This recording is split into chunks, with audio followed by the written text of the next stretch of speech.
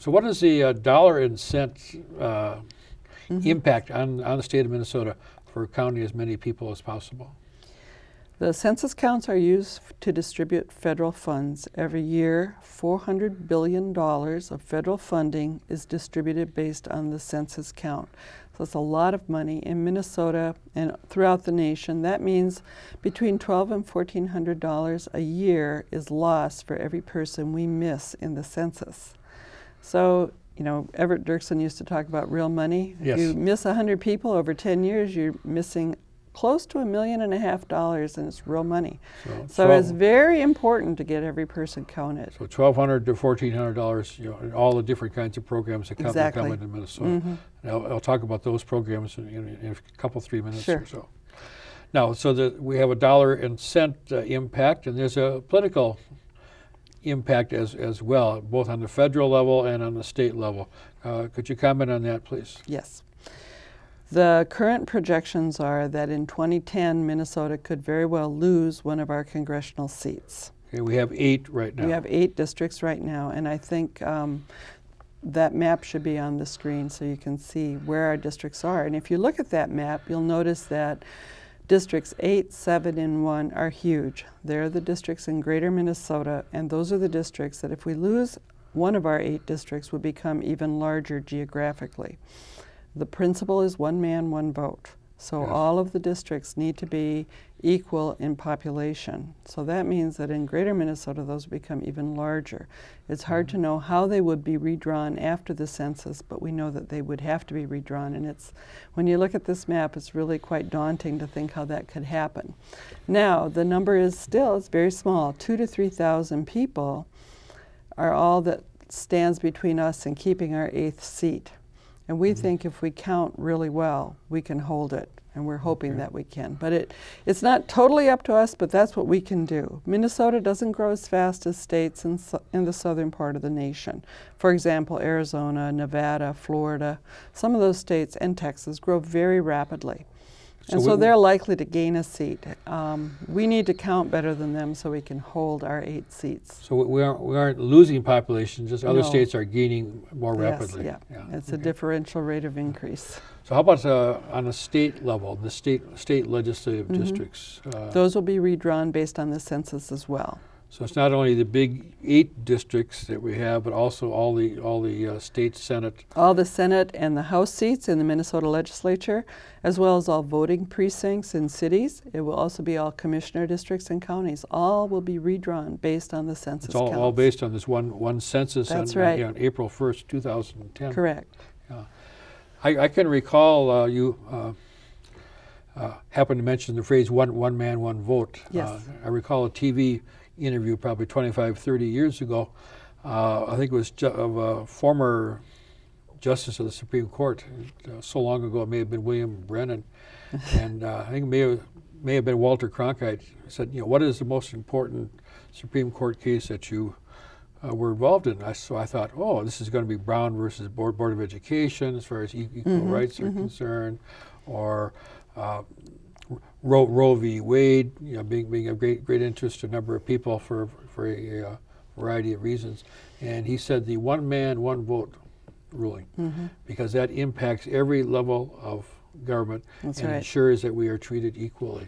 That's correct. So that's the basis of our democracy. Political effect is very important. Yes. Okay.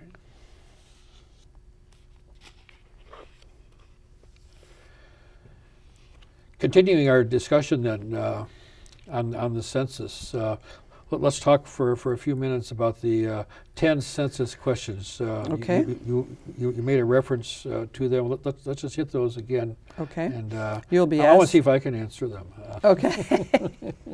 There are 10 questions. You'll be asked your name. Okay, I can do that. Your age, your birth date. Okay. And the reason they ask the birth date is because some people calculate age differently. So they do that just to kind of have a check on age. So they want not only the date, the month, but they also want the year? Yes. Okay. And another reason is that for some cultures and for some people, they don't like to put down that their baby is a 0. Yes. So they want to say the baby is 1, and there's always been a place in the census where we have kind of funny data because so many people want to call their baby 1-year-old if they're, if they're alive, because they don't like to say my baby is 0 years old. Yeah. But if you go to a doctor's office, you're asked your birth date because they want to confirm their records. Exactly. Okay. So another question. You're asked your gender. Are you male or female? Okay. That's pretty easy. Right. You're asked race. Okay. So if you are white or black or African American, you just check one of those. There are no additional options under those 2 races. If you answer Asian or American Indian, then you can also put down, for Asian, for example, you can put down Hmong or Chinese, Japanese, American or Asian Indian. If you're American Indian, you can put down your tribe, your tribal affiliation. You don't have to, but you have those options. You don't have those options with black or white. Then you can also have Native Hawaiian or Pacific Islander, and in that category too, you can say I'm Guamanian or I'm Hawaiian, or whatever affiliation you choose to select. Okay, next question. The next question is ethnicity. And ethnicity is separate from race in this census, and this is always confusing. So it means, are you Latino or not Latino, or Hispanic or not Hispanic? Then with this question, you can also answer detailed origins. So if you are Mexican, you can say, I'm Latino Mexican, I'm Latino Puerto Rican, I'm Latino Cuban on the questionnaire. Do I have a chance to say that I'm Danish? No, I'm sorry. In previous census years, you well, in previous censuses, that was a question on the long form. The long form has now been replaced by the American Community Survey. And if you're lucky enough to get that survey, then you can tell them my ancestry is Danish. Okay, very good. Okay, other questions that are on these What is your relationship to the head of the household? Is it your spouse? Is it your child? Is it your mother? So that would be a question. So the person who considers themselves head of the household will be answering the questionnaire and filling it out for each person, whether you own or rent your house or your apartment. When you say own, it's okay if you have a mortgage. Yes, that includes mortgage, but you own the house. You're not paying rent to a landlord. And then they will ask you some administrative questions. They will ask your telephone number and your address so that if they need to, they can contact you. Those are not required by law, but the other questions are. So these are not very invasive questions? No, they're not. Your IRS tax form is a lot more invasive than this one. And it's very easy. It shouldn't take you any more than 10 minutes for the average size household. If you're one of these people with a really big family, maybe it'll take a little bit longer. But we figured 10 minutes. Okay.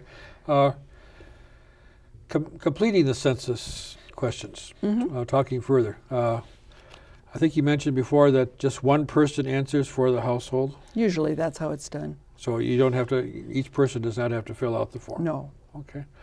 And you mentioned the forms are available in Spanish? Yes. But what if you are speaking Hmong or Russian or Somali?